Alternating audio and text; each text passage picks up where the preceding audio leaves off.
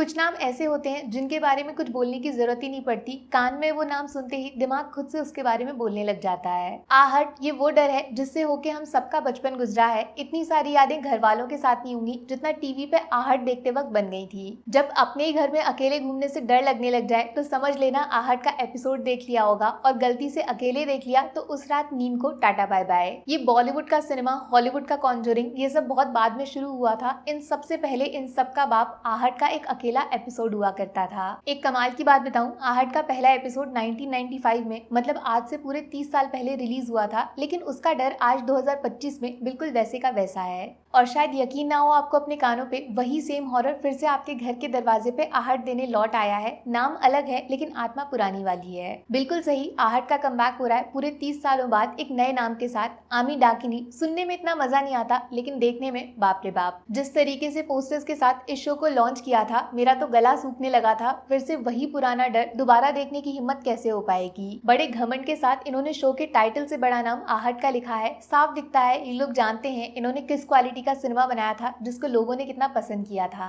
तो finally after लंबा चौड़ा इंतजार, आहट का पुनर्जन्म आमी डाकिनी सोनी टीवी और सोनी लिव पे दोबारा शुरू हो चुका है। एंड एक बात बोलनी पड़ेगी, इस शो को देखकर महसूस हुआ मुझे, मानो कि ना मानो, बॉलीवुड मूवीज का लेवल इतना नीचे गिर गया है कि टीवी शो ने भी उसको पीछे कर दिया। मतलब शुरुआत के 5 मिनट में ही ऐसे सीन्स दिखाए इन लोगों ने जिसमें इतनी सारी क्रिएटिविटी है, इतनी सारी कहानी छुपी है, जिसे देखकर एक्साइटमेंट फील होता है। अच्छा, ये नए वाले आहट के साथ एक सिंपल लेकिन बहुत बड़ा वाला ट्विस्ट जुड़ा हुआ है। दरअसल पहले ऐसा होता था ना कि अलग अलग एपिसोड्स रिलीज होते थे जिनमें बहुत सारी अलग अलग कहानियां दिखाई जाती थी, लेकिन ये जो नया शो आया है ये एक सिंगल कहानी के अराउंड शुरू किया गया है। मतलब अलग अलग एपिसोड्स में एक ही कहानी आगे बढ़ेगी, लेकिन हर एपिसोड में डराने का तरीका बदल जाएगा। फिलहाल शो की कहानी ब्लैक मैजिक, काला जादू के अराउंड शुरू की गई है, जिसमें एक स्त्री जैसी चुड़ैल का जिक्र भी किया गया है जिसको डर से सब लोग डाक नाम से बुलाते हैं। वैसे शो बंगाली कल्चर में सेट है, और ये जो डाकिनी टाइटल है ना, इसका रियल लाइफ कनेक्शन माँ काली से जोड़ा जाता है। इवन बुद्धिस्ट हिस्ट्री में भी इसके ऊपर बहुत सारी कहानियां हैं। फिलहाल जो पहला एपिसोड आया है उसमें एक भूतिया हवेली का जिक्र किया गया है जिसको लोगों की जान लेने का शौक है, क्योंकि इसमें एक डाक रहती है।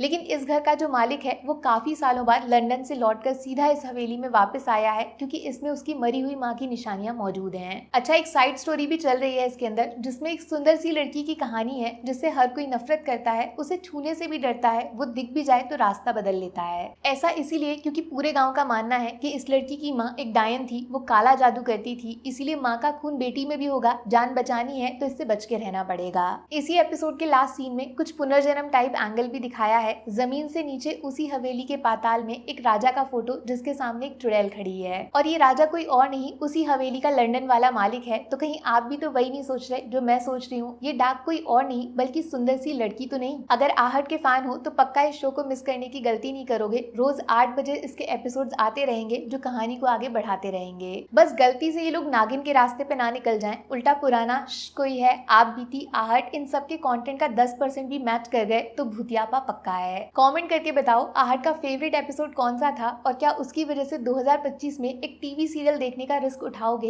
इतना भरोसा है आहट पे, या दूर से राम राम। बाकी वीडियो में कुछ पसंद आया हो या फिर कुछ शिकायत करनी हो तो मैं आपको इंस्टाग्राम पे भी मिल जाऊंगी, वरना थोड़ा सा इंतजार करिए, मिलूंगी आपसे अगले वीडियो में। Take care, bye bye.